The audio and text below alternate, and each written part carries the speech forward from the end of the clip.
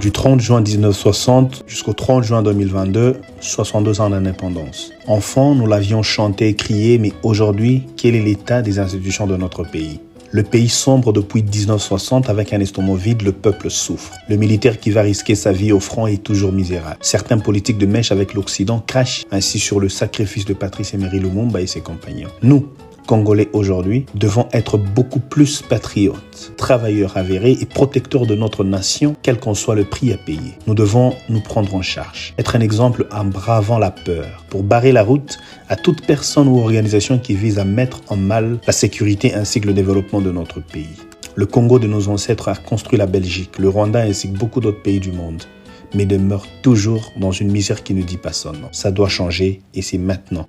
Nos dirigeants, travaillez dans l'intérêt principal de ce peuple que vous prétendez aimer. Aux hommes de droit, aux médecins, au personnel soignant, aux enseignants, aux fonctionnaires d'État, aux commerçants, aux journalistes, forces d'armée, forces de l'ordre, aux politiciens, aux musiciens, aux hommes d'église, créateurs, à nous tous qui constituons la nation congolaise, cultivons l'amour et brisons les considérations tribalo-ethniques qui nous divisent depuis toujours et qui par conséquent nous empêchent de travailler ensemble pour bâtir notre beau, grand et riche pays. Aux jeunes, nous sommes l'avenir de ce peuple. Disons non aux antivaleurs et soyons travailleurs.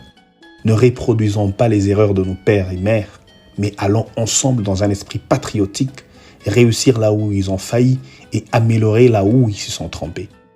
Ce n'est qu'ensemble, que nous arriverons à écrire une nouvelle histoire glorieuse de notre patrie et la hisser au niveau qu'elle mérite. Que vive la mémoire du héros national Patrice Emery Lumumba et aussi celle de ses compagnons qui ont fait le sacrifice ultime en donnant leur vie pour rendre le droit et surtout l'indépendance au peuple congolais.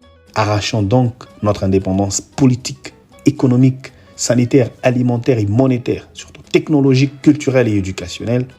Que vivent nos ancêtres qui, dans la douleur, ont bâti cette nation et que Dieu bénisse la République démocratique du Congo ainsi que son peuple. Axel Chizaouzama.